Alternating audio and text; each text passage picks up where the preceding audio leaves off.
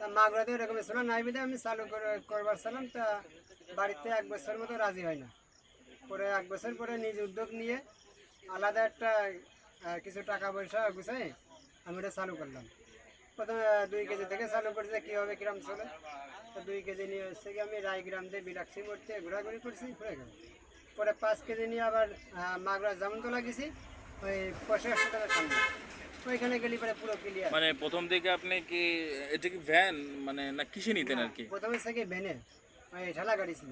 তো ঠেলা গাড়িতে করে এই শহরের থেকে ঘুরে বেচতাম। হুম। ওই জামতলা যেতাম, এদিকে কলেজের সামনে থেকে। যেহেতু আমার মাল সেল হচ্ছে বেশি, আর শহরে যাওয়া লাগতেছে। তো এইখান থেকে আস্তে আস্তে ওই 2 কেজি থেকে 5 কেজি, 5 কেজি থেকে 10 কেজি, এই কাজে করতে করতে এখন 24 কেজি।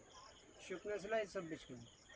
24 কেজি হচ্ছে কি যে ভিজাই, পরবর্তী হয় 80 থেকে উপরে 90 কেজি মতো হয়ে যায় পুরো। এখন হচ্ছে 3 পানি মতো লেগেই যাচ্ছে।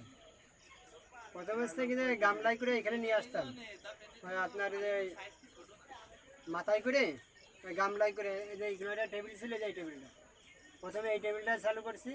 এই টেবিলে মাথায় করে আমার আব্বা এনে দিয়ে যেত, আমি নিয়ে আসতাম। এখানে বিকেল 5টা থেকে ওই রাত 8টার আগে ঘুরে যাই। বিকেল 5টা থেকে আমি আসি, রাত 8টা।